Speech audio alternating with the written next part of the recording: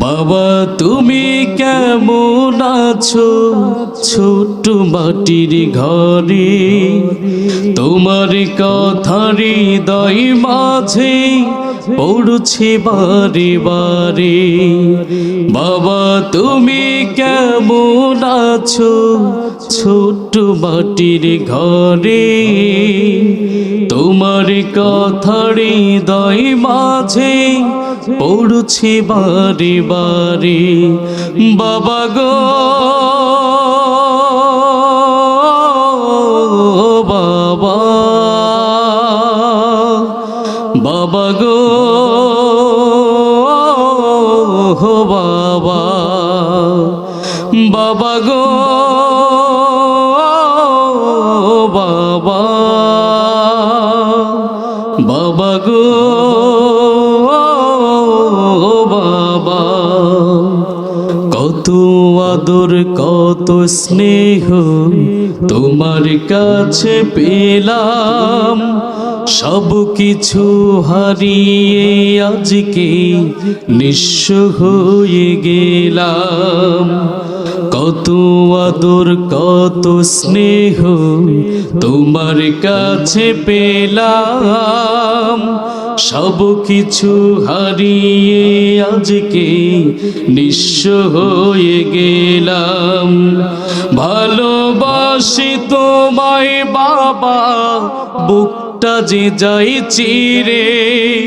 ভালোবাসি তোমায় বাবা, বুকটা যে যাই চিরে। তোমার কথা হৃদয় মাঝে পড়ছে বারে বারে। বাবা গো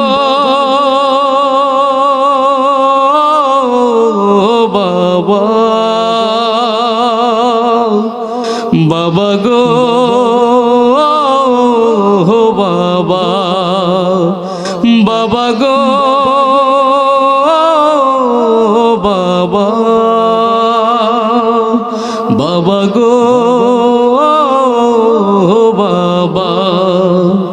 তোমার মতো আপন কেহ পাই না তোমার খুঁজে, তাই তো আজ ঘুমের ঘোরে অশ্রুতে যাই ভিজে। তোমার মতো আপন কেহ পাই না তোমার খুঁজে, তাই তো আজ ঘুমের ঘোরে অশ্রুতে যাই ভিজে। সুখে থেকো পরম সুখে জান্নাতের ভেতরে, সুখে থেকো পরম সুখে জান্নাতের ভেতরে। তোমার কথা হৃদয় মাঝে পড়ছে বারে বারে। বাবা গো বাবা, বাবা গো বাবা, বাবা গো বাবা, বাবা গো বাবা। আল্লাহ তাআলা কোরআনুল কারীমের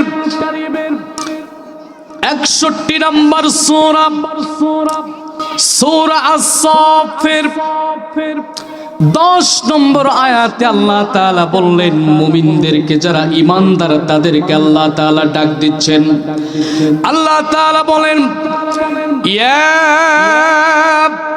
আইয়ুহাল্লাযীনা আমানু হাল আদুল্লুকুম আলা তিজারাতিন তুনজিকুম মিন আযাবিন আলীম।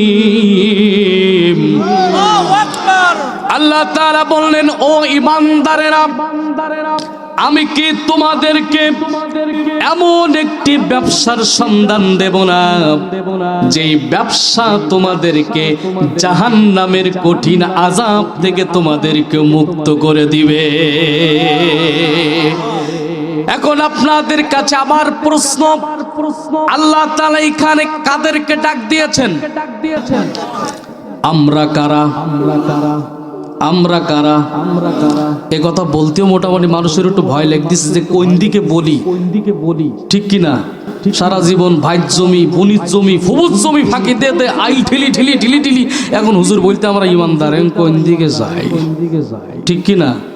আমরা সকলেই ইমানদার। জোরে বলেন, আমরা সকলেই ইমানদার। তার মানে আল্লাহ তাআলা কথাটা আমাদেরকে বলছেন, সুবহানাল্লাহ বলেন। তাহলে এখানে আল্লাহ তাআলা কাদেরকে ডাক দিয়েছেন বলেন?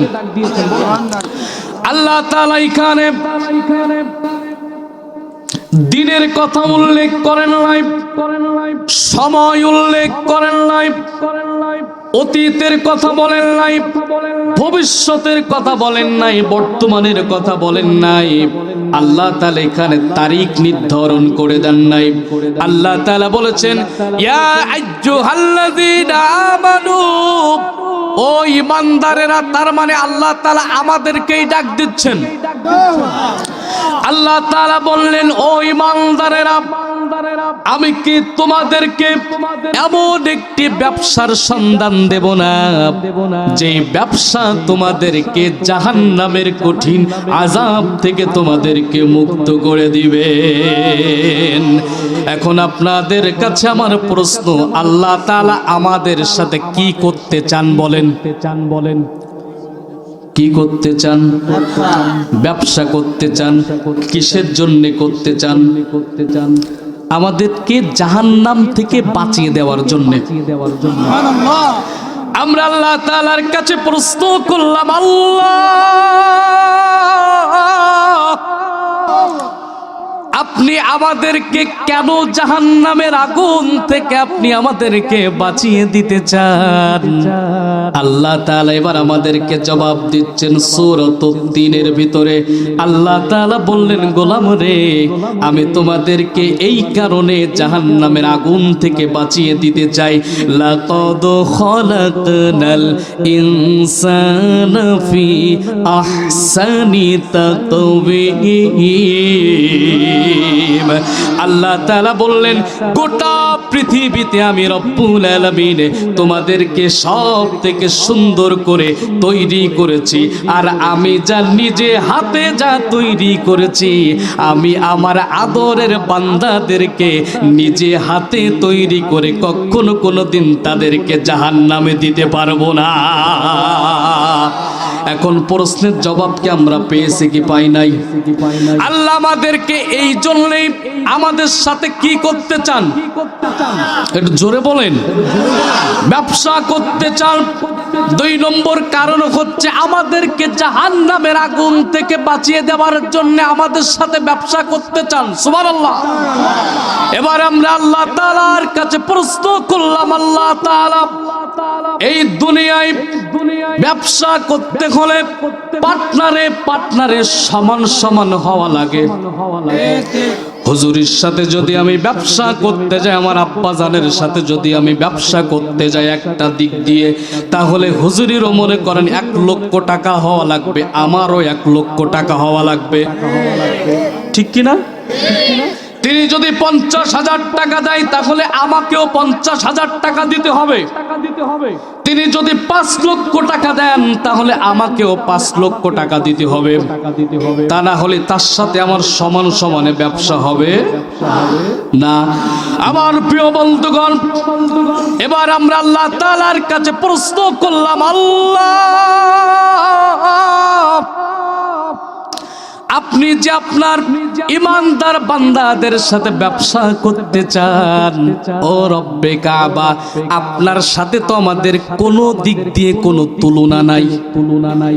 আছে কি? আল্লাহর সাথে আমাদের কোনো দিক দিয়ে কোনো তুলনা আছে নাকি? আমরা আল্লাহ তাআলার কাছে বললাম, আল্লাহ তাআলা আপনার সাথে তো আমাদের কোনো দিক দিয়ে কোনো তুলনা নেই। আপনি হচ্ছে রাজাধিরাজ, আপনি হচ্ছে সম্রাটের সম্রাট, আপনি হচ্ছে বাদশার বাদশাহ, আপনি হচ্ছে রাজাধিরাজ, আপনি হচ্ছে সব কিছুর মালিক ও আল্লাহ। আমরা হচ্ছে আপনার গোলাম, গোলামের ঘরের গোলাম, বান্দির ঘরের গোলাম। ও আল্লাহ, আপনার সাথে তো আমাদের কোনো দিক দিয়ে কোনো তুলনা নাই। আপনি যেহেতু মায়া করে আর দয়া করে আপনি আপনার ইমানদার বান্দাদের সাথে ব্যবসা করতে চাচ্ছেন, ও রব্বে কাবা, এখন আপনার সাথে ব্যবসা করতে হলে আমাদের মূলধন হিসাবে কি দিতে হবে? ব্যবসা করতে গেলে মূলধন আছে না নাই? আছে না নাই? আপনাদের কি কষ্ট হচ্ছে আব্বা? ব্যবসা করতে গেলে একটা মূলধন দেওয়া লাগবে কি লাগবে না? ব্যবসা করতে গেলে সর্বপ্রথম যে জিনিসটা লাগে সেটা হচ্ছে মূলধন, ঠিক কি না? এখানে যারা ব্যবসায়ীরা আছেন, কথা কি আপনারা বুঝতে পারছেন? মূলধন ছাড়া কেউ কখনো কোনোদিন ব্যবসা করতে পারে?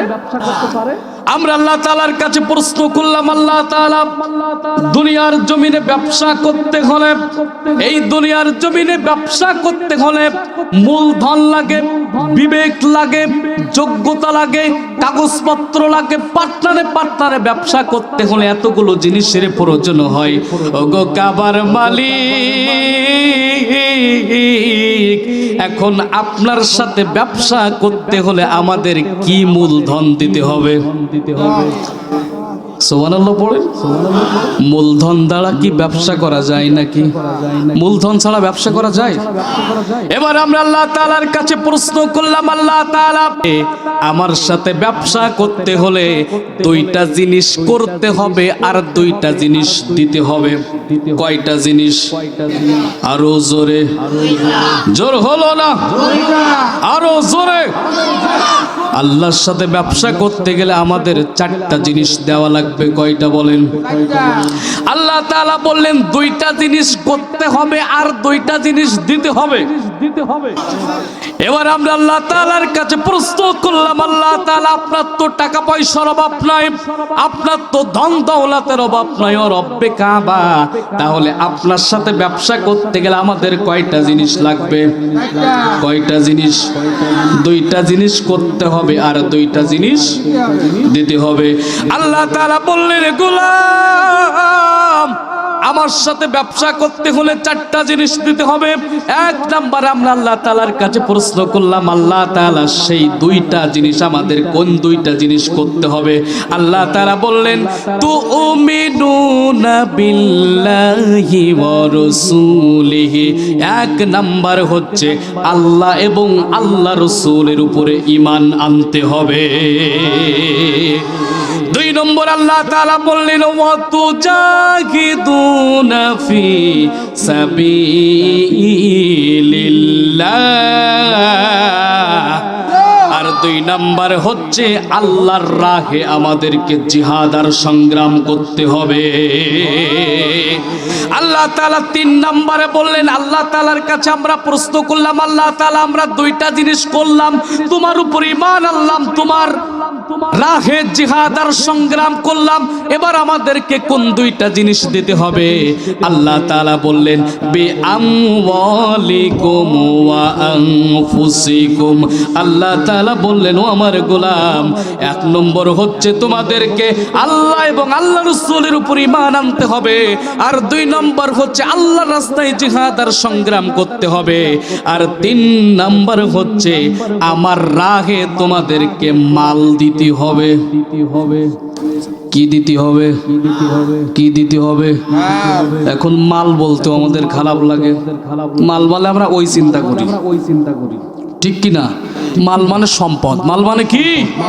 জোরে বলেন, মাল মানে কি? আল্লাহ তাআলা বললেন, বিআমওয়ালিকুম ওয়া আনফুসিকুম। প্রথমই হচ্ছে মাল দিতে হবে, আর চার নাম্বার হচ্ছে আল্লাহর রাহে তোমাদের জীবনকে দিয়ে দিতে হবে।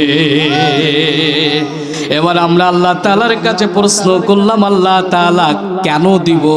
আল্লাহ তাআলা বললেন, যালিকুম খায়রুল লাকুম ইন কুনতুম তা'লামুন। আমরা আল্লাহ তাআলার কাছে প্রশ্ন করলাম, আল্লাহ তাআলা কেন দিব জান মাল? তোমার উপরে কেন ঈমান আনবো? তোমার রাসূলের উপরে কেন ঈমান আনবো?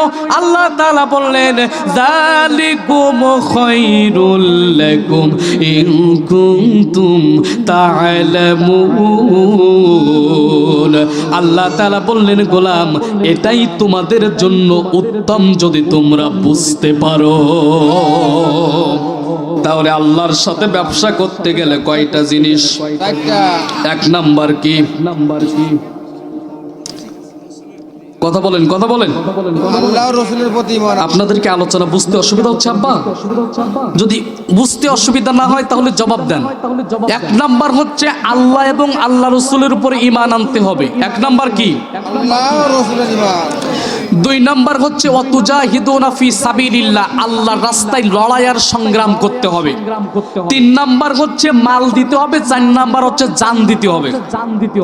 ব্যবসা করতে গেলে কয়টা জিনিস লাগবে? কয়টা? জোরে বলেন না কেন? কয়টা? চারটা জিনিস। এখন একটু জোরে না কথা বললে সামনে 12 তারিখে কি করবেন কি বুঝতে পারতেছেন তো। আমার ভাই, তোমার ভাই,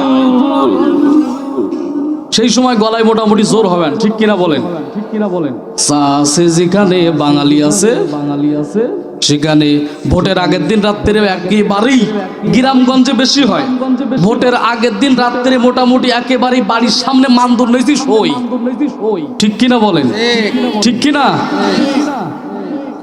ভোটের আগের দিন রাত্রে একেবারে মাদুর নেছে, একেবারে বাড়ির সামনে চাননি রাতে একেবারে তুই শুই থায়।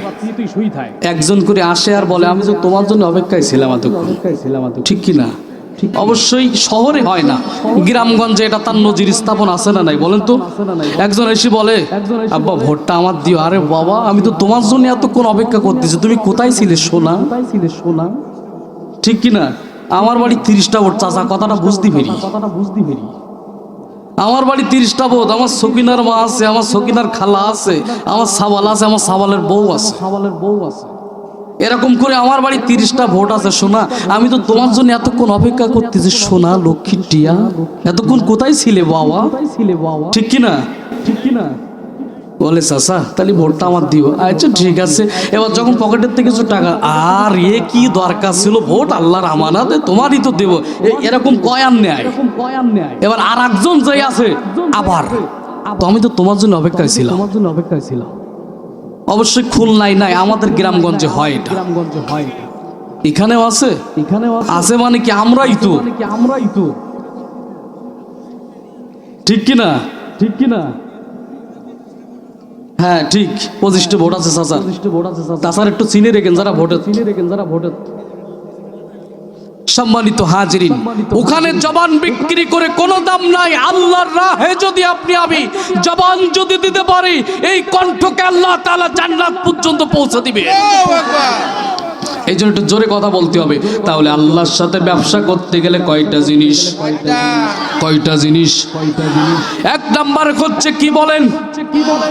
আল্লাহ এবং আল্লাহ রাসূলের উপর ঈমান আনতে হবে। দুই নাম্বার হচ্ছে আল্লাহর রাস্তায় লড়াই আর সংগ্রাম করতে হবে। আর তিন নাম্বার হচ্ছে মাল দিতে হবে। আর চার নাম্বার হচ্ছে জান দিতে হবে। আল্লাহ তাআলা বললেন, যালিকুম খায়রুল লাকুম ইন কুনতুম তা'লামুন। আর এটাই হচ্ছে তোমাদের জন্য উত্তম যদি তোমরা বুঝতে পারো। এবার আমরা আল্লাহ তাআলার কাছে প্রশ্ন করলাম, আল্লাহ তাআলা আপনার রাস্তায় আমরা জান দিলাম, আপনার রাস্তায় আমরা মাল দিলাম, আপনার উপরে ঈমান আনলাম, আপনার রাহে লড়াই আর সংগ্রাম করলাম, ও কাবার মালিক। এখন এই দুনিয়ার জমিনে মানুষ ব্যবসা করে লাভের জন্য, ঠিক কিনা? দারিদ্রতা থেকে বাঁচার জন্য মানুষ ব্যবসা করে। দারিদ্রতা থেকে বাঁচার জন্য, অর্থাৎ আমার সংসারটা যেন একটু সচল হয়, এই কারণে মানুষ ব্যবসা করে, ঠিক কিনা বলেন? এই কারণে মানুষ ব্যবসা করে, যেন আমার মার্সিডিজ বেঞ্জ হয়, আমার বাড়ি হয়, আমার গাড়ি হয়, আমার টাকা হয়, আমার পয়সা হয়, আমার সমাজে একটু যশ আর খ্যাতি হয়, ঠিক কিনা বলেন? এবার আমরা আল্লাহ তাআলার কাছে প্রশ্ন করলাম, আল্লাহ তাআলা দুনিয়ার জমিনে ব্যবসা করলে, পার্টনারে ব্যবসা করলে একজন আরেকজনের ভালো লাভ দেয়, এই কারণে মানুষ ব্যবসা করে। ও আল্লাহ তাআলা, আপনার সাথে ব্যবসা করলে আমাদের লাভ কি? ঠিক কিনা বলেন?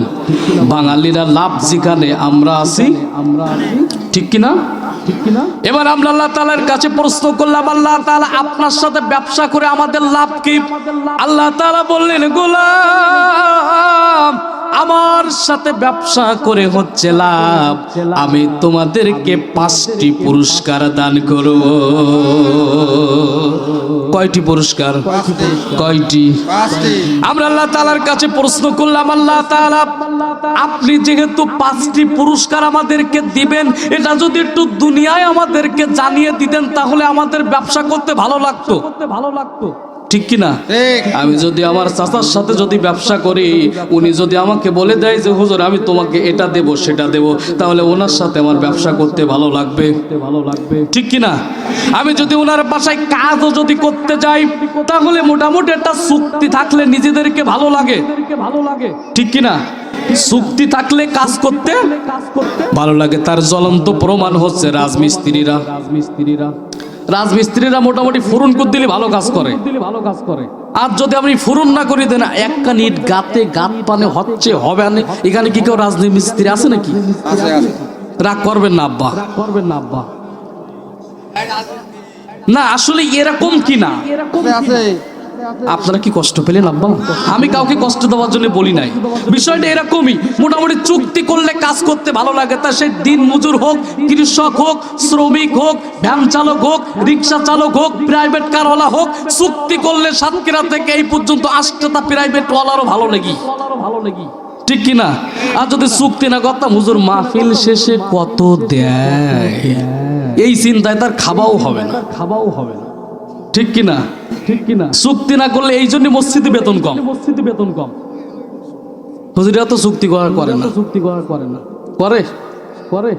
এই জন্য আমরা আল্লাহ তাআলার কাছে প্রশ্ন করলাম, আল্লাহ তাআলা আপনি যেহেতু 5টি পুরস্কার দেবেন, যদি একটু বলে দিতেন তাহলে আপনার সাথে ব্যবসাটা করতে ভালো লাগতো। 5টি পুরস্কার শোনা দরকার আছে না নাই? কয়টি পুরস্কার? ব্যবসা করতে গেলে লাগবে কয়টা জিনিস, পাবো কয়টা? আল্লাহ তাআলার কাছে প্রশ্ন করলাম, আল্লাহ তাআলা এই দুনিয়ার জমিনে ব্যবসা করতে গেলে মানুষ লাভ দেখাইলে কাজ করতে ভালো লাগে। ও আল্লাহ তাআলা এই দুনিয়ার জমিনে টিএনসি কোম্পানি আছে, ডেস্টিনি কোম্পানি আছে, বিভিন্ন কোম্পানি আছে, তাদের কোম্পানিতে ঢুকলে জাপান পর্যন্ত ট্যুর করায়। ঠিক কিনা? জাপান পর্যন্ত ট্যুর করাই। আল্লাহ তাআলা আপনার সাথে ব্যবসা করলে আমাদের লাভ কি? আল্লাহ তাআলা বললেন, ও আমার গোলামেরা আমি তোমাদেরকে 5টি পুরস্কার দান করব। কয়টি পুরস্কার বলেন? আমরা আল্লাহ তাআলার কাছে প্রশ্ন করলাম, আল্লাহ তাআলা তাহলে 5টি পুরস্কার একটু বলে দেন।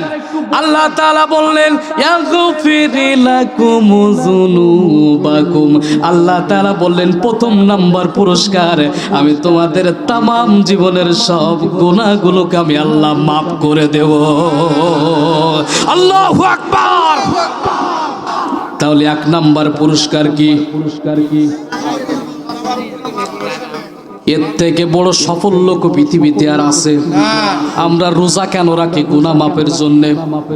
আমরা নামাজ কেন পড়ি? গুনাহ মাপের জন্য। আমরা দান কেন করি? গুনাহ মাপের জন্য। আমরা হজ কেন করি? গুনাহ মাপের জন্য। ঠিক কিনা? আমরা মা বাবাকে খেদমত কেন করি? গুনাহ মাপের জন্য।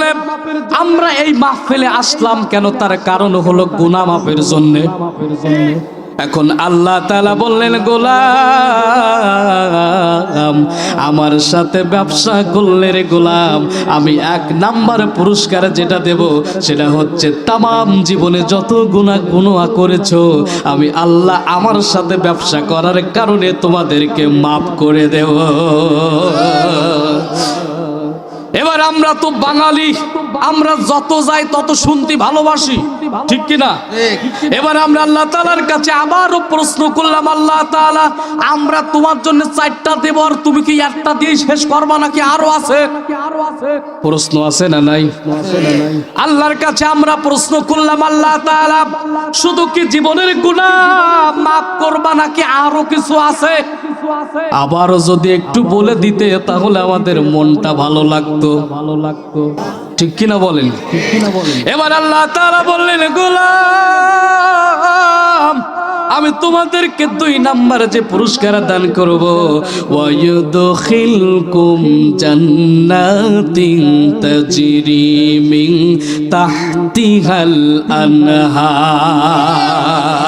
আল্লাহ তাআলা বললেন, গোলাম রে, যার জন্য নামাজ পড়েছো, যার জন্য রোজা রেখেছো, যার জন্য হজ করেছো, যার জন্য পিতামাতাকে খেদমত করেছো, যার জন্য কোরআনুল কারীমের মাহফিলে আসছো, যার জন্য হক নষ্ট করো নাই, যার জন্য ভোট আমানত নষ্ট করো নাই, আমি আল্লাহ তাআলা ও আমার গোলাম আমি তোমাদেরকে সুখময় ভরা জান্নাত দান করব।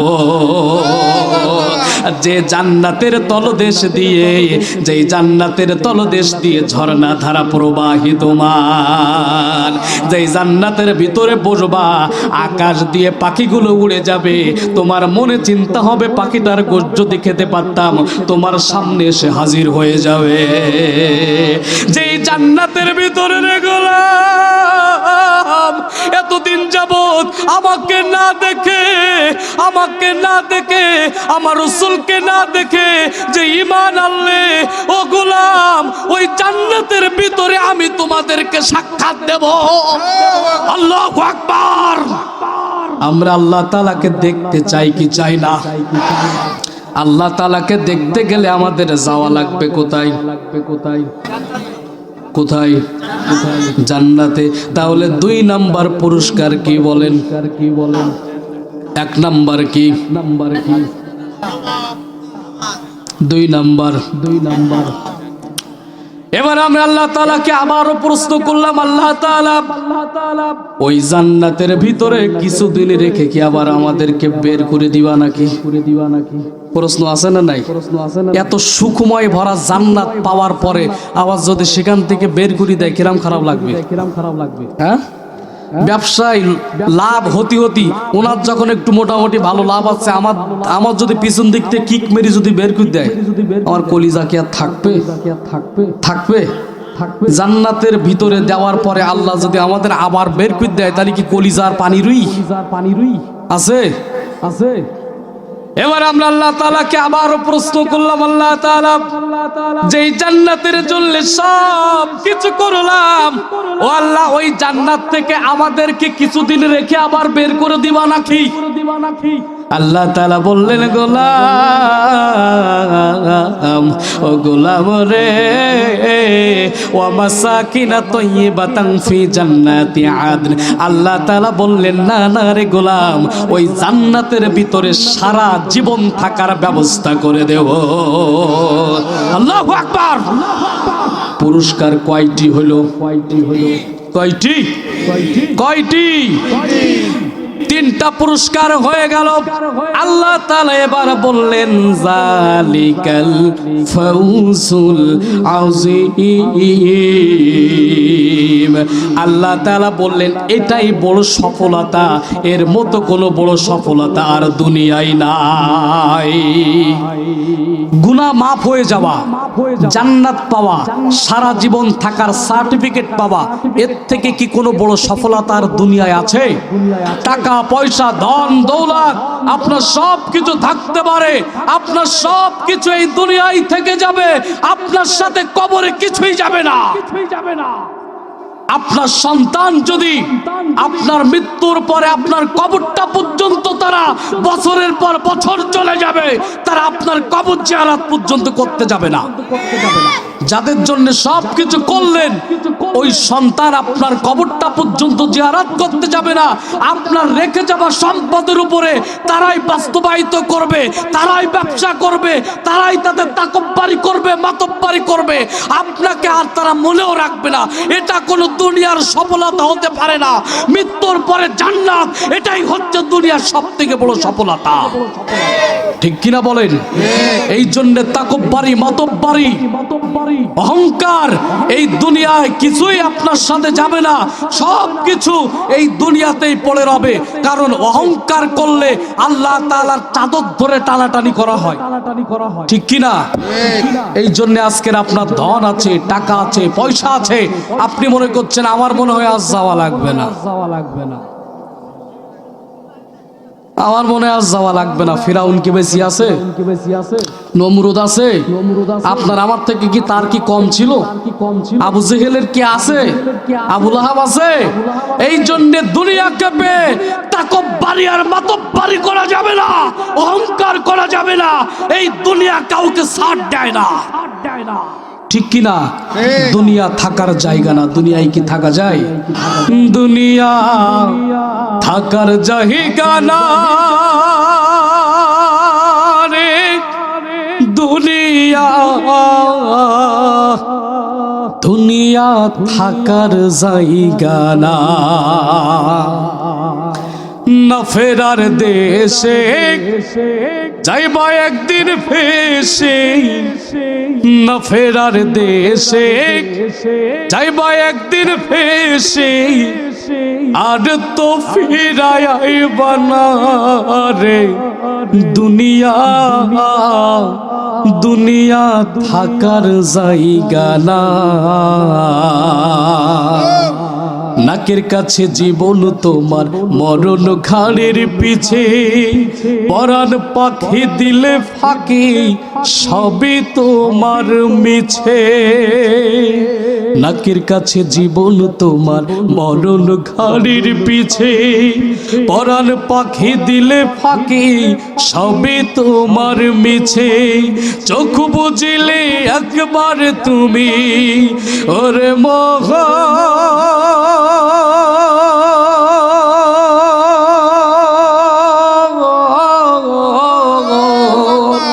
চোখ বুঝিলে একবার তুমি ফিরাই আইবা না রে দুনিয়া, দুনিয়া থাকার জায়গা না।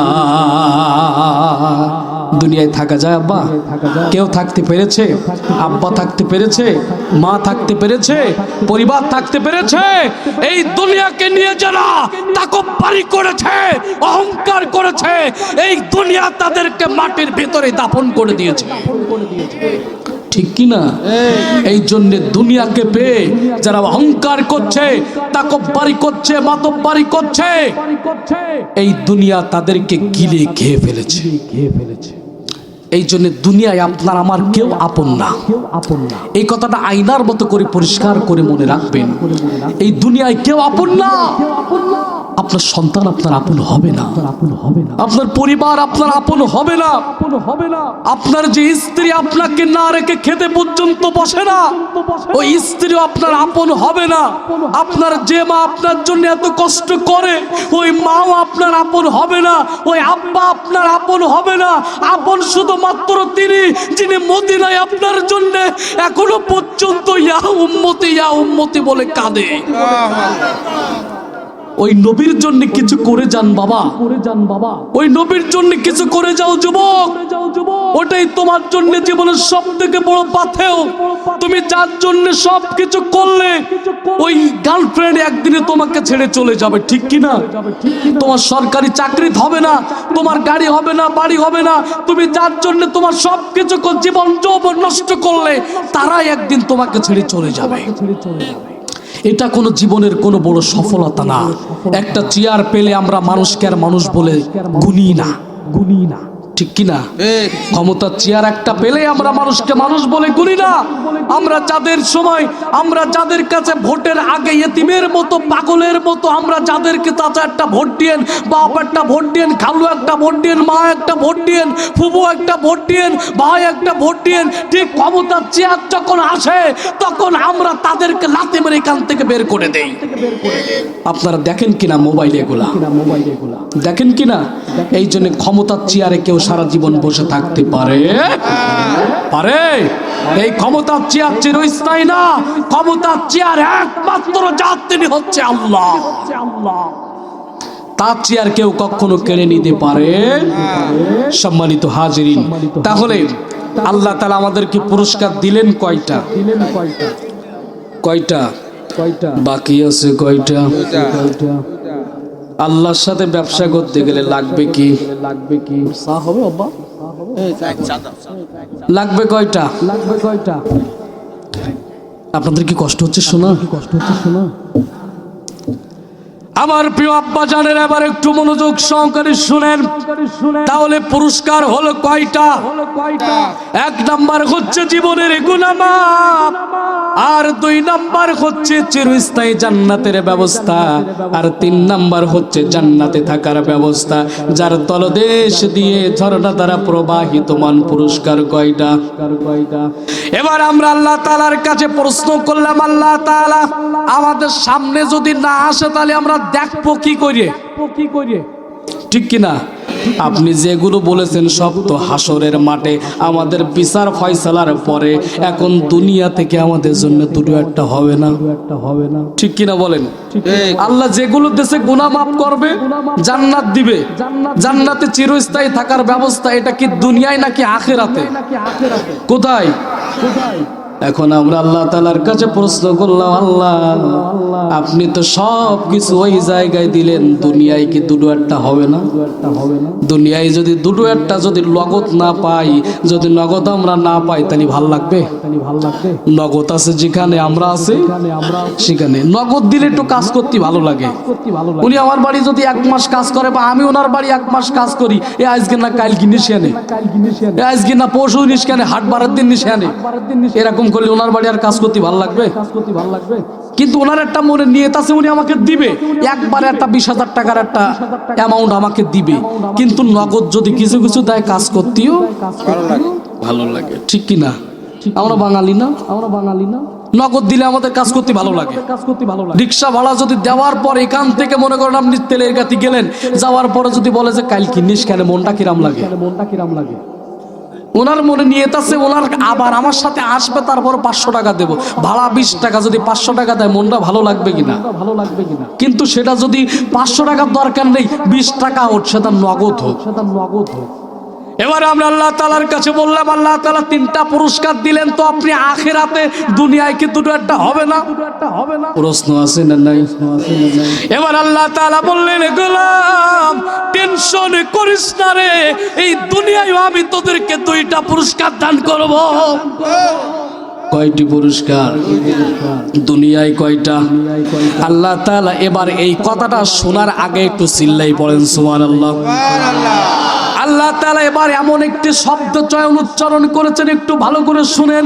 আল্লাহ তাআলা বললেন, গোলাম আমি তোমাদেরকে যে 2টা জিনিস এই দুনিয়াতেই দান করব, এই 2টা জিনিস তোমরা সকলেই ভালোবাসো।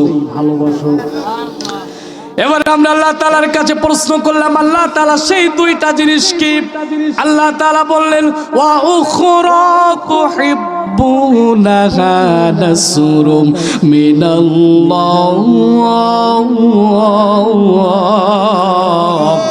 আল্লাহ তাআলা বললেন, ওই 2টা জিনিস হচ্ছে, 1 নাম্বার হচ্ছে আমি আমার বান্দাদেরকে সাহায্য করব এবং আমি তাদেরকে নিকটবর্তী বিজয় দান করব। আল্লাহ তাআলার সাহায্য আমাদের দরকার আছে না নাই? আছে না নাই? আল্লাহ সাহায্য ছাড়া কোনো ব্যক্তিকে নিঃশ্বাস ছাড়তে পারে? আল্লাহ সাহায্য ছাড়া কি আমাদের জবান চলে? আল্লাহ সাহায্য ছাড়া কি আমাদের চোখ কি দেখে? আল্লাহ তাআলা বললেন, গোলাম এই দুনিয়ায় আমি তোমাদেরকে 2টা জিনিস পুরস্কার দেব এই দুনিয়াতেই। 1 নাম্বার হচ্ছে নাসরুম মিনাল্লাহ, আমি তোমাদেরকে সাহায্য করব, আর 2 নাম্বার হচ্ছে আমি তোমাদেরকে বিজয় দান করব। এবার আমরা আল্লাহ তাআলার কাছে বললাম, আল্লাহ আপনি যে আমাদেরকে দুনিয়ায় এবং আখিরাতে 5টি পুরস্কার দান করবেন, এই 5টি পুরস্কার আপনি কাদেরকেই দান করবেন? আল্লাহ তাআলা তার নবীকে বললেন, ও নবী তুমি সবাইকে জানিয়ে দাও, এই 5টি পুরস্কার শুধুমাত্র আমার মুমিন বান্দাদের জন্যই। এতক্ষণ যাবৎ যারা আশায় বুক বেঁধেছে, তাহলে তাদের আশাটা এবার নিরাশা। 5টি পুরস্কার শুধুমাত্র কাদের জন্যে? মুমিনদের জন্যে। আমরা মুমিন নাকি বেঈমান? আমরা মুমিন নাকি বেঈমান? এই পাশের ভাইরা কথা বলছেন না কেন, আমরা মুমিন নাকি বেঈমান? আমার যুবক ভাইরা কথা বলে না কেন, আমরা মুমিন নাকি বেঈমান? আল্লাহ তাআলা বলেন অবাশশিরিল মুমিনিন, এই পাঁচটি পুরস্কার মুমিনদের জন্য। কাদের জন্য? কাদের জন্য বলেন? আমার প্রিয় আব্বা জানেরা, আল্লাহ তাআলা বললেন ও নবী ওয়াবাশশিরিল মুমিনিন, এখন সবাইকে জানিয়ে দাও এই পাঁচটি পুরস্কার হচ্ছে মুমিনদের জন্যই। তাহলে যারা মুমিন না, যারা আল্লাহর সাথে যারা তাকব্বুরি করে, আল্লাহকে যারা নাফরমানি করে, আল্লাহর সাথে যারা অহংকার করে, এই পাঁচটি পুরস্কার তাদের জন্য না, এই পাঁচটি পুরস্কার শুধুমাত্র কোরআনওয়ালাদের জন্য। ঠিক কিনা? এখন এই মুমিন হওয়ার জন্য আমাদের উপরে জুলুম, নির্যাতন, নিপীড়ন চলে কি চলে না বলেন? চলে কি চলে না? যারা মুমিনের, যারা সাক্ষ্য দেয়, মুমিন হিসাবে যারা নিজেদেরকে প্রমাণ করে, মুমিন হিসাবে যারা নিজেদেরকে দাবি করে, তাদের উপরে নির্যাতন, নিপীড়ন চলে। কিন্তু মুমিন জানে অবাশশিরিল মুমিনিন নাসরুম মিনাল্লাহ, আমার আল্লাহ যেখানেই থাকুক না কেন মুমিনদের উপরে আল্লাহ তাআলা সাহায্য করেন। ঠিক কিনা বলেন? এই জন্য মুমিনের উপরে হামলা, মামলা, জেল, জুলুম, জরিমানা আসবে। তারপরেও আমার যুবকেরা, আমার মুমিন ভাইয়েরা, তার থেকে এক চুল পরিমাণ কারা কারা নড়ে যাবে না। তুই হাত উঁচু করে আল্লাহকে দেখাও।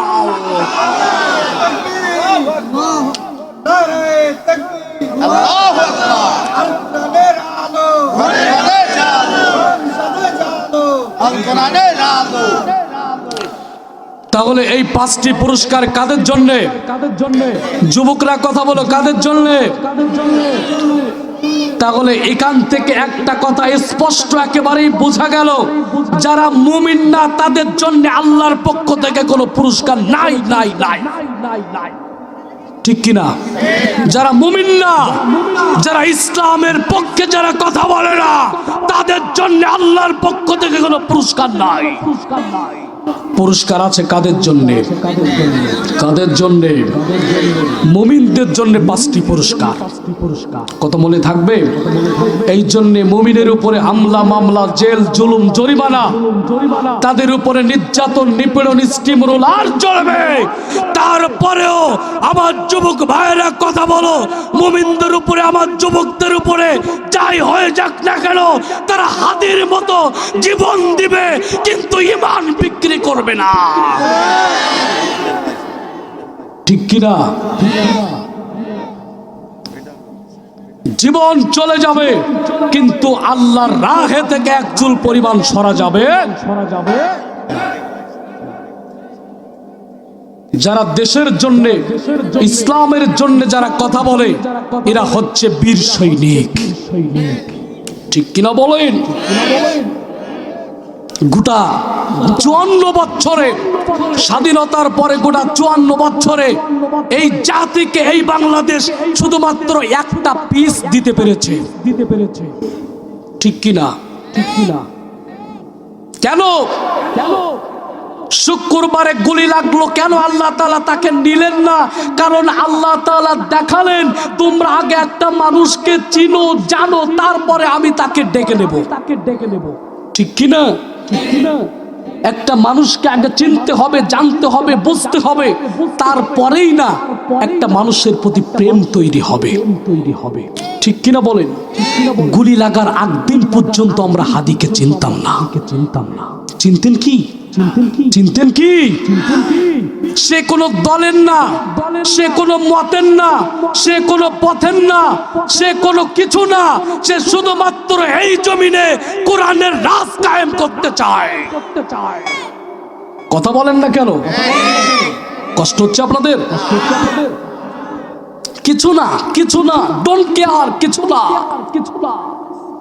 যারা কোরআন থেকে কথা বলে, ইনসাফের রাষ্ট্র যারা চায়, নিঃসন্দেহে তারা আল্লাহর প্রিয় গোলাম। ঠিক কিনা? সম্মানিত হাজিরিন, তাহলে পুরস্কার কয়টি? পাঁচটি। কাদের জন্য? আল্লাহর সাথে ব্যবসা করতে হলে লাগবে কয়টা জিনিস? পাবো কয়টা? দুনিয়ায় কয়টা? আখেরাতে কয়টা? মাশাআল্লাহ, আপনাদের মেধা খুব ভালো, আমার ভালো লাগছে। সুবহানাল্লাহ বলেন। তার মানে আমার জুয়েল ভাইয়েরা, আমার আব্দুর রহিম ভাইয়েরা, এই যুব সমাজ, এই যে একটা যুব সমাজ, এখানে কিছুক্ষণ আগে হাবিবুল্লাহ বিন শওকত কথা বলছিলেন, এই যুব সমাজদের একটা এখানে সংগঠন আছে, নাম কি? কি নাম যেন জুয়েল ভাই, কি নাম? শেষ বিদায়। তার মানে এই মাহফিল কমিটি এবং এই যুব সমাজ যেটা করেছে, আলহামদুলিল্লাহ। আর আমার সব থেকে ভালো লাগছে যে আপনাদের অ্যাটিটিউড আমাকে মুগ্ধ করেছে। আলহামদুলিল্লাহ পড়ে। আমি গতকালকে যেখানে মাহফিল করেছি, মানুষ অনেক। দ্বিতীয় বক্তার সময় কোনো জবানই খোলে না, কিন্তু পরে গিয়ে তারা জবান খুলিছে, আলহামদুলিল্লাহ বলে। কিন্তু তার থেকে আপনারা 30 গুণ ভালো। আলহামদুলিল্লাহ। আপনাদেরকে আমার পছন্দ হয়েছে, ভালো লাগছে, আলহামদুলিল্লাহ। আল্লাহ তাআলা যেন এই হৃদয়ের বন্ধনকে আল্লাহ তাআলা যেন জান্নাত পর্যন্ত পৌঁছে দেন। পুরস্কার কয়টি? কাজ করতে হবে কয়টা? এক নাম্বার কি? এক নাম্বার হচ্ছে আল্লাহ এবং আল্লাহ রাসূলের উপরে ঈমান আনতে হবে। এখন প্রশ্ন, এবার আমি ব্যাখ্যায় চলে যাচ্ছি। এতক্ষণ বলেছি অর্থ, এবার আমি ব্যাখ্যায় যাচ্ছি। আপনাদের কি কষ্ট হচ্ছে শোনা? এতক্ষণ অর্থ বললাম, এবার যাচ্ছি ব্যাখ্যায়। আল্লাহ তাআলা কেন বললেন তুমিনুনা বিল্লাহি ওয়া রাসূলিহি? আপনাদের কাছে আমার প্রশ্ন, আমরা মুমিন ঈমানদার নাকি বেঈমান? কারণ আল্লাহ তাআলা কোরআনুল কারীমে ইয়া আইয়ুহাল্লাযীনা কয়েক জায়গায় বলেছেন, ইয়া আইয়ুহাল্লাযীনা আমানু, ইয়া আইয়ুহাল্লাযীনা আমানু, ইয়া আইয়ুহাল্লাযীনা আমানু। আল্লাহ তাআলা কোরআনুল কারীমে কয়েক জায়গায় বলেছেন ইয়া আইয়ুহাল্লাযীনা আমানু, এর অর্থ হচ্ছে ও ঈমানদারেরা, ও ঈমানদারেরা, ও ঈমানদারেরা। এখন আল্লাহর কাছে আমাদের প্রশ্ন, এখন আপনারা আমাকে প্রশ্ন করেন হুজুর, তাহলে আল্লাহ তাআলা যেহেতু কোরআনুল কারীমে আমাদেরকে ঈমানদার বলে ডেকেছেন, তারপরেও কেন আল্লাহ আবার আল্লাহ এবং আল্লাহ রাসূলের উপরে ঈমান আনতে বললেন? এটা একটা প্রশ্ন না আমাদের? কথা বলেন। যেহেতু আল্লাহ তাআলা আমাদেরকে ইয়া আইয়ুহাল্লাযীনা আমানু বলে কয়েক জায়গায় ডেকেছেন, ও ঈমানদার। চাচা আপনার নাম কি? শফিকুল ইসলাম চাচা। আমি যদি ওনাকে বলি ও শফিকুল ইসলাম, ও শফিকুল ইসলাম, কিরকম লাগবে শুনতি? খারাপ লাগে না? ও আচ্ছা, হুজুর নাকি? এই যে নাম ওনার। আলহামদুলিল্লাহ। পাশের মসজিদের ইমাম, আল্লাহ তাআলা হুজুরকে হায়াত দারাজ করুক, আমরা বলে আমিন। উনি আমাদের উস্তাদ সমতুল্য মানুষ। ও ইনি এত সময় তো আপনারা খুঁজ দিলাম, কোথায় ছিলেন বাবা? তাহলে ইয়া আইয়ুহাল্লাযীনা আমানু, আল্লাহ তাআলা কাদেরকে ডাক দিচ্ছেন? ঈমানদারদেরকে। তাহলে আবার কেন আল্লাহ তাআলা ঈমান আনতে বললেন? প্রশ্ন আছে না এটা?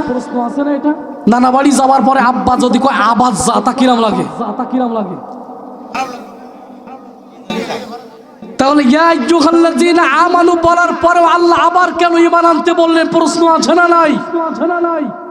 আল্লাহ তাআলার কাছে আমরা প্রশ্ন করলাম, আল্লাহ তাআলা আপনি আমাদেরকে ঈমানদার বলে আবার কেন ঈমান আনতে বললেন? আল্লাহ তাআলা বললেন, গোলাম, তোমাদেরকে এই কারণে ঈমান আনতে বলেছি, কারণ শুধু মুমিন ঈমান মুখে স্বীকৃতি দিলে হয় না, ওটাকে কলবের ভিতরে না বসানো পর্যন্ত সে খাঁটি ঈমানদার না। ঠিক কিনা বলেন? দাড়ি থাকবে, টুপি থাকবে, সব থাকবে, সে আবার আল্লাহর সাথে কুফরি করে। ঠিক কিনা? হেড স্যার যদি একটু মনোযোগ সহকারে শুনেন, স্কুলের একজন হেড স্যার যদি একজন ছাত্র 2 মাস ভর্তি হওয়ার পরে আবার যদি তাকে বলে তুমি আবার ভর্তি হও, তাহলে তাকে সর্বপ্রথম হেড স্যারের সাথে কোনো তর্ক বিতর্ক না করে তার কাগজপাতিটা আগে সুন্দর করে মিলাতে হবে।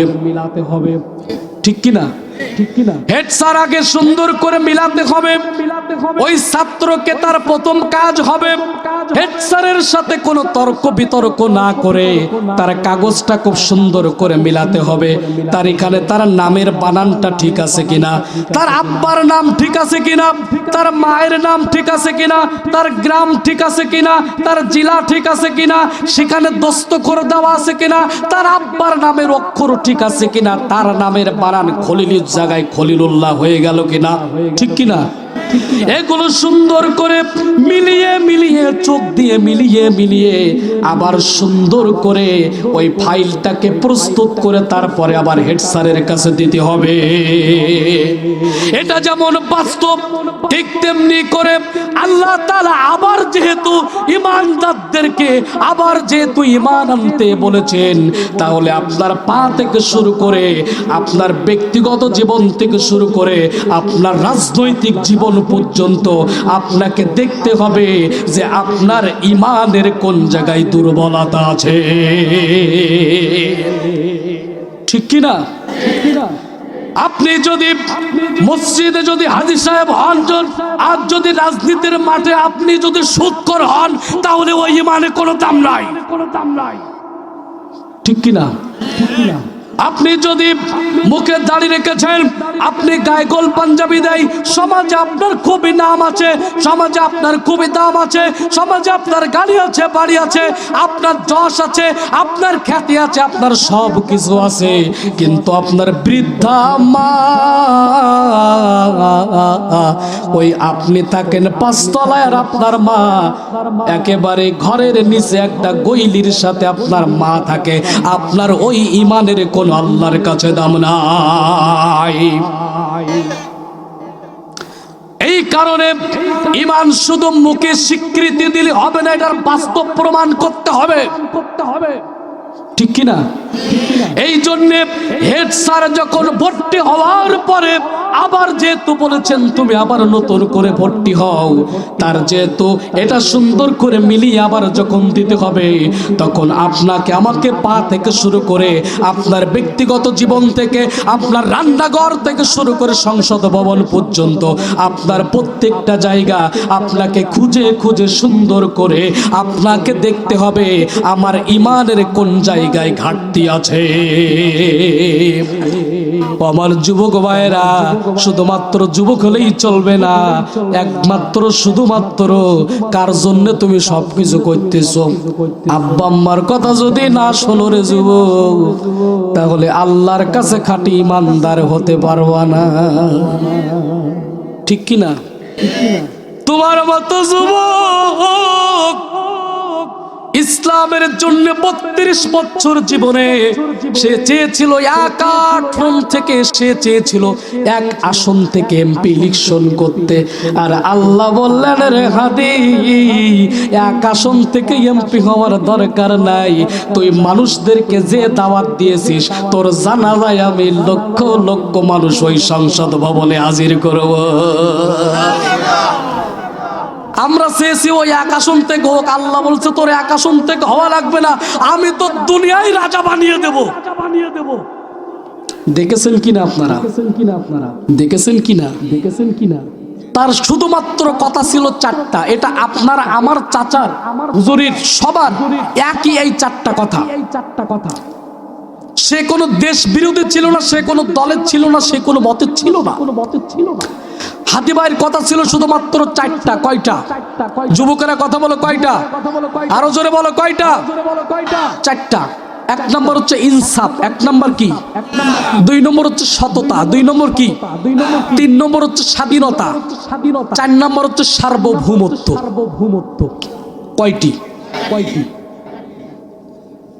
ইনসাফ যদি প্রতিষ্ঠিত হয়ে যায়, তাহলে সভাপতি সাহেব যদি আমার বিরোধীও হয়, তাহলে তার সাথে আমাকে সুন্দর করে কথা বলতে হবে। এটা হচ্ছে ইনসাফ।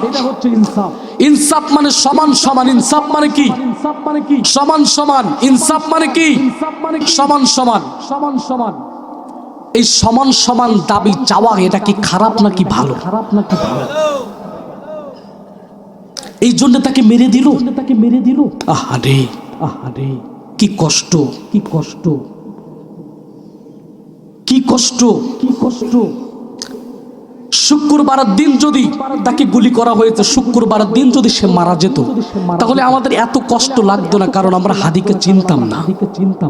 কিন্তু আল্লাহ তাআলা তাকে চিনিয়েছেন, বুঝিয়েছেন, দেখিয়েছেন। দেখো সে কোন পক্ষে কথা বলে। আমি 50 বছর বাঁচলাম, আমাকে দিয়ে এই জাতির জন্য, এই সমাজের জন্য, এই উম্মার জন্য কোনো কাজ হলো না, তাহলে আমার 50 বছর বেঁচে থেকে কোনো লাভ নাই। এই কথাটাই সে বলেছে। আমি 5 বছর বাঁচবো, মানুষ আমার কথাগুলো সুন্দর করে মনে রাখবে, তাহলে আমার বেঁচে থাকার ভিতরে সফলতা আছে। আমাকে দিয়ে যদি কোনো ইনফেক্ট তৈরি না হয়, তাহলে ওই বেঁচে থেকে আমার জন্য কোনো লাভ নাই। এটাই চেয়েছেন। আল্লাহ তাআলা তাকে জান্নাতুল ফিরদাউস নসিব করুন, আমরা বলি আমিন। আমাদের আবু সাঈদ মুগ্ধ জানারাই এই জমিন থেকে বিদায় হয়েছে, আল্লাহ তাআলা তাদেরকে শাহাদাতের মর্যাদা দান করুক। আমার প্রিয় আল্লাহর গোলামেরা, তাহলে 1 নাম্বার হচ্ছে তুমিনুনা বিল্লাহি, আল্লাহ এবং আল্লাহ রাসূলের উপরে ঈমান আনতে হবে। শুধু ঈমান আনলে হবে না, খাঁটি ঈমান আনতে হবে। শুধু মুখে স্বীকৃতি দিলে হবে না, আপনাকে আমাকে বাস্তবে সেটা প্রমাণ করতে হবে। ঠিক কি না? সম্মানিত হাজিরিন, 2 নাম্বার হচ্ছে ওয়াতুজাহিদুনা ফি সাবিলিল্লাহ, আল্লাহর রাস্তায় লড়াই আর সংগ্রাম করতে হবে। মনে আছে আপনাদের? আছে কি না? এবার আমরা আল্লাহ তাআলার কাছে প্রশ্ন করলাম, আল্লাহ তাআলা লড়াই আর সংগ্রাম কেমন করে করব? আল্লাহ তাআলা বললেন, ও আমার গোলামেরা, এখান থেকে 1400 বছর পূর্বে একটু তাকা, আল্লাহর নবীজির একজন সাহাবী যার নাম হচ্ছে সাদ সালামি। কি নাম? যুবক মানুষ, আল্লাহর নবীজির সাহাবীরা এমন ছিল, বিয়ে করা বাদ দিয়ে দুনিয়ার সব থেকে সুন্দরী রেখেও তারা আল্লাহর রাস্তায় জিহাদ করেছে। ঠিক কিনা বলেন? আর আজকের আপনি আমি যখন কোরআনের জন্য আমাদেরকে ডাকা হয়, তখন বাড়ির থেকে বউ ফুসলাই, খবরদার যাওয়ার দরকার নেই, তোমার বাচ্চা কিন্তু অনেক ছোট। ঠিক কিনা? এরকম হয় না? খবরদার যাই না, শোনো, তোমার বাচ্চা এখনো ছোট, বলো তোমার মেয়েরা 18 বছর বয়স হয়েছে, ও বিয়ে দিবি না? ঠিক কিনা? কোরআনের জন্য, দিনের জন্য আমাদেরকে যখনই ডাকা হয়, তখন আমাদেরকে কুমন্ত্রণা দেয়, আমাদের খবরদার দেখতে যাও না, কোনে কি করতেছে দেখতে যাও না। তুমি যাবা কেন? তুমি একা গেলে কি হয়ে যাবে নাকি? ঠিক কিনা বলেন? এমন পাবলিক আমাদের সমাজে আছে না নাই?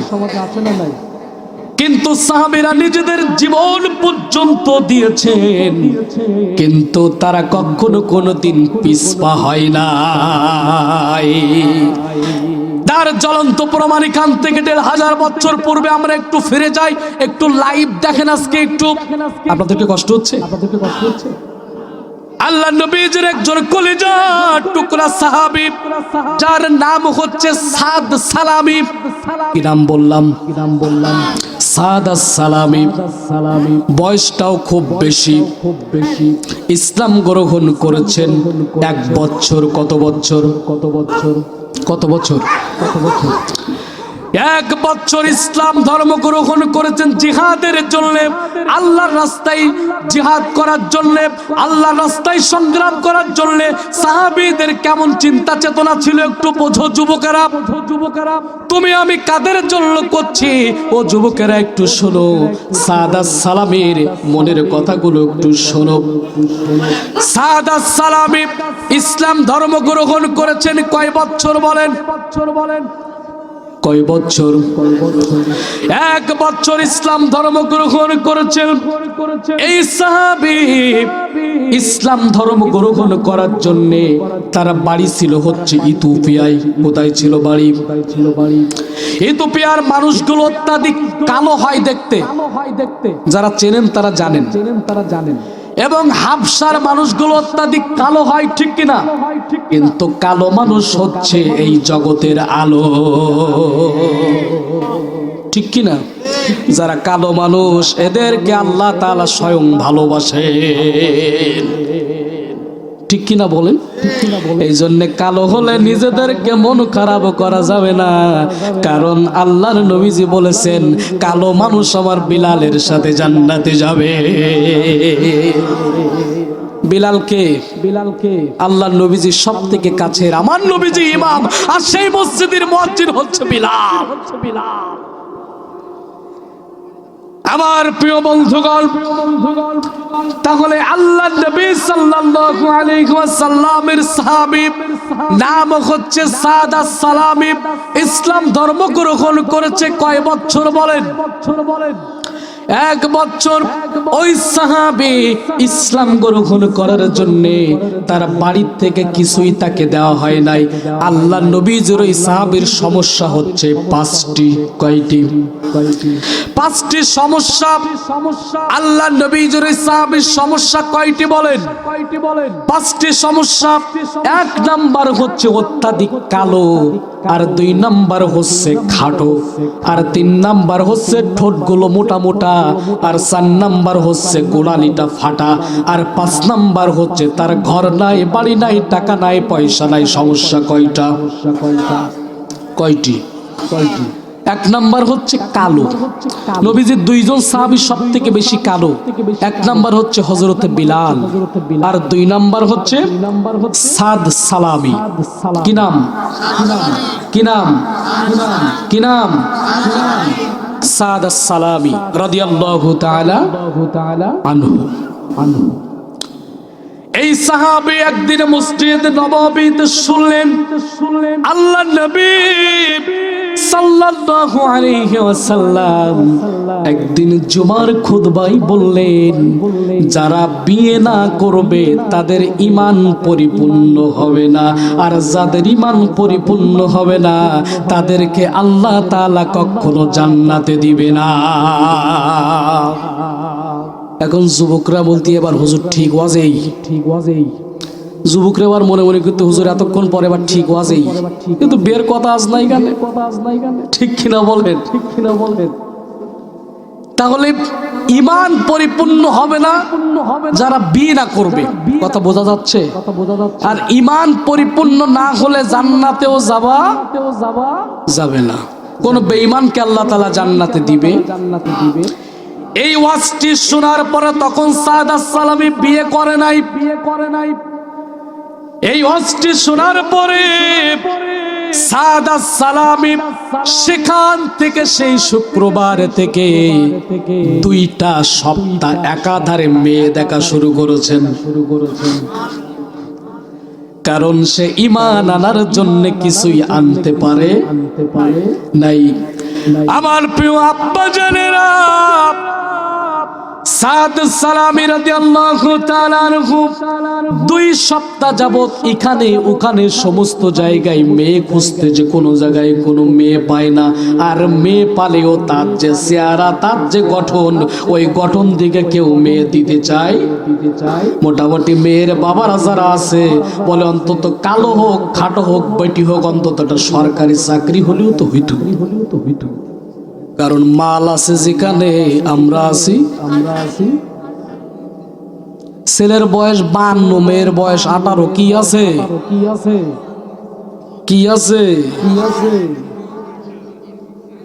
নোট আছে, নোট। এটা হচ্ছে কুমিল্লা, নোয়াখালী, ব্রাহ্মণবাড়িয়া, এই দিকটা একটু বেশি খোঁজে। ছেলের বয়স 52 বছর, মেয়ের বয়স 18 বছর, কোনো সমস্যা নেই। কি আছে? এটা কুয়েতে পালি হইল, একটা ইন্দোনেশিয়া, একটা মালয়েশিয়া, একটা সৌদি আরবের পোড়া পালি হইল। সে কখনোই দেখে না যে আমার মেয়ের বয়স 18 বছর, ছেলের বয়স হচ্ছে 32 বছর, 52 বছর। এটা সে কখনোই দেখে না। টাকা আছে তো ঠিক আছে। ঠিক কিনা বলেন? এখন সাদ আস-সালামি মেয়ে খুঁজতেছে কতদিন? কষ্ট হচ্ছে নাকি আপনাদের? সে কেন মেয়ে খুঁজতেছে? কারণ তার চিন্তা জান্নাতে যাওয়া।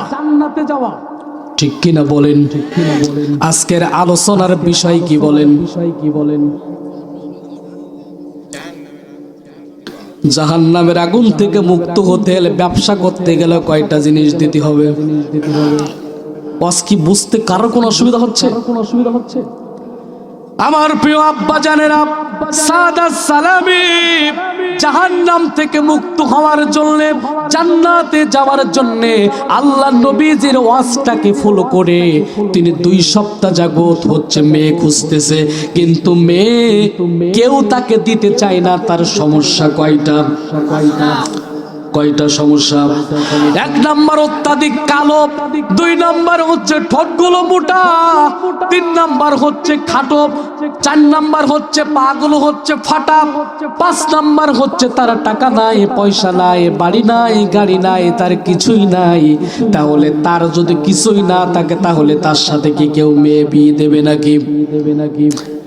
তারপরেও সাদাত সালামি এই চিন্তা 2 সপ্তাহ হয়ে গেল, এখনো পর্যন্ত আমাকে একটা মেয়ের বাবাও রাজি হলো না আমার সাথে মেয়ে বিয়ে দেওয়ার জন্য।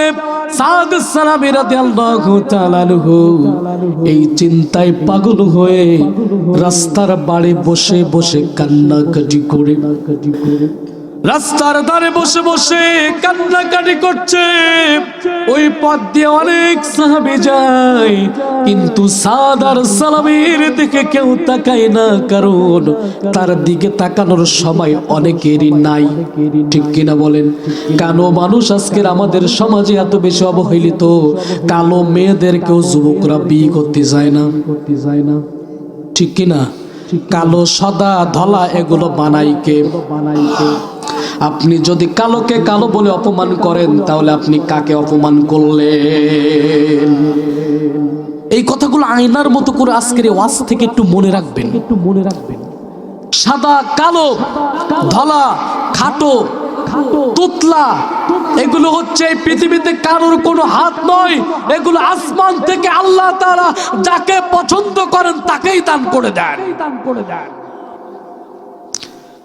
আমরা খাটো মানুষ দেখলেও গীবত করি। আমরা গীবত মানে মনে করি এমন একটা বিষয়, গীবত মানে সব থেকে ছোট গুনাহ হচ্ছে নিজের ভাইয়ের গোশত ছিঁড়ি ছিঁড়ি খাওয়া। নাউজুবিল্লাহ পড়ে। ইশারায়ও মানুষ গীবত করে আজকের আমাদের সমাজে। গীবত হচ্ছে 4 প্রকার। কয় প্রকার?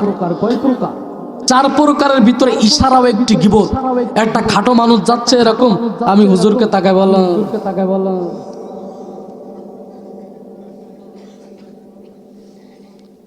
যাচ্ছে কিন্তু এটাও একটা কি গীবত। একটা মানুষ তুতলা, সে আসতেছে, আমি সভাপতি সাহেবকে বললাম তো গীবত। আর যারা গীবত করবে এদের সব থেকে ছোট গুনাহ হচ্ছে তার নিজের মুরা ভাইয়ের গাত থেকে গোশত কেটে খাওয়া। আল্লাহ নবীজির সামনে একজন খাটো মহিলা আসলেন। আম্মা জানা আয়েশা তাকে দেখে একটু মুখটা ভেঙচালেন। ওই মহিলাটা চলে যাবার পরে আল্লাহ নবীজি বললেন, আয়েশা তুমি তোমার মুখ থেকে এখনই থুতু বের করে দাও। সাথে সাথে যখন আল্লাহ নবীজির কথা শুনে তার মুখ থেকে থুতু বের করেছেন, তার মুখ থেকে পচা গোশত বের হয়ে আসছে। আল্লাহ নবীজি বললেন, খবরদার একজন কইতে সুবহানাল্লাহ, কোরআন নাউজুবিল্লাহ। যারা গীবত করে এদের সমাজে কখনো কোনোদিন আল্লাহ এদেরকে কখনো তার ভালোবাসার দৃষ্টি দেন না। আম্মা জান আয়েশাকে আল্লাহ নবীজি বলেন, আয়েশা জীবন যতদিন পর্যন্ত থাকবে কারোর নামে কখনো কোনোদিন গীবত করবে না। আল্লাহু আকবার বলেন। গীবত করা যাবে আব্বা? এই জন্য কোনো মানুষকে গীবত করা যাবে না। আমার প্রিয় আব্বা জানেরা,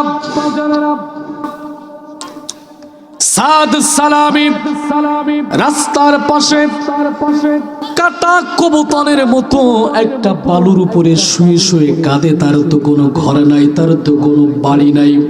সে বিয়ে করতে চায় কিসের জন্য বলেন? ঈমানকে পরিপূর্ণ করে জান্নাতে যাওয়ার জন্য। আমার প্রিয় সোনারা, সাদ সালামি যখন রাস্তার পাশে কাঁদে, কেউ তার দিকে তাকায় না, কিন্তু হচ্ছে আমার নবী মায়ার নবী, তো দয়ার নবী রে, সে তো সাদ সালামিকে রেখে এক পা কদম অতিক্রম করতে পারে না। আল্লাহর নবী সাল্লাল্লাহু আলাইহি ওয়াসাল্লাম সাদ সালামিকে ডাকলেন আর বললেন, সাদ কি হয়েছে তোমার, কাঁদো কেন? তিনি বললেন, হুজুর আপনি বলেছেন বিবাহ না করলে, ঈমান পরিপূর্ণ না হলে কেউ জান্নাতে যেতে পারবে না। হুজুর গো, হুজুর আপনি বলার পরে আমি 2 সপ্তাহ যাবত মেয়ে খুঁজে খুঁজে বেরিয়েছি, কিন্তু আমার যে অবস্থা, আমার দিকে তাকালে মানুষ আমার সাথে মেয়ে বিয়ে দিতে চায় না। এখন আল্লাহর নবী যে বললেন, সাদরে টেনশন করার কোনো দরকার নাই রে সাদ, হতাশ হওয়ার কোনো দরকার নাই, যেহেতু তুমি জান্নাতে যাওয়ার জন্য বিবাহ করতে চাচ্ছ, ও সাদ আমি কথা দিলাম এই মদিনার সবথেকে সুন্দর মেয়ের সাথে তোমাকে বিবাহের বন্ধ ব্যবস্থা করে দেব। আল্লাহু আকবার। আমার নবীজি যেটা বলে আসমান থেকে কবুল করে নেন কে? মাইকের সাউন্ড খুব সুন্দর, আল্লাহ বারাকা দান করুক, জোরে বলেন আমিন। আমি তো টেনশনে ছিলাম, কালকে মাহফিল থেকে আসার পর এত পরিমাণে ঠান্ডা লাগছে। আলহামদুলিল্লাহ, আলহামদুলিল্লাহ পড়েন। মাইকের সাউন্ড আমার খুব ভালো লাগছে। কি নাম তোমাদের মাইকের? রনি সাউন্ড। আল্লাহ তাআলা বারাকা দান করুক, আমরা বলে আমিন। আমার প্রিয় আব্বা জানেরা, তাহলে নবীজি বললেন, সাদরে টেনশন করার কোনো দরকার নাই, এই মদিনার সব থেকে সুন্দর মেয়ের সাথে তোমার বিবাহর বন্ধ ব্যবস্থা করে দেব। আমার নবীজি যেটা বলেন আসমান থেকে কবুল করে নেন কে? আল্লাহ নবীজি বললেন, তুমি আমার অমুক সাহাবীর বাড়িতে চলে যাও, যাওয়ার পরে তুমি আমার অমুক সাহাবীর বাড়িতে চলে যাও, তার একটা সুন্দর মেয়ে আছে, তুমি তার সাথে আমার কথা বলো, আজকে দিনের ভিতরেই তোমার বিবাহ হয়ে যাবে। আমার আব্বা জানেন না, সাদ সালামি কিছু দূর চলে গেছে, যাওয়ার পরে বলতেছেন আবার তিনি ব্যাক করে চলে আসছেন, কারণ সাদ সালামি আর যাই হোক খুব বুদ্ধিমান ছিল। তিনি বললেন, হুজুর আপনি যে আমাকে বলে দিয়েছেন আপনার একটা সুন্দর সিলমোহর আপনি আমাকে দিয়ে দেন, আপনি যে আমাকে তার মেয়ের সাথে বিবাহ দিতে চান এটা আপনি একটু লিখে দেন, কারণ দলিল ছাড়া কথার কোনো দাম। দলিল লাগবে কিনা?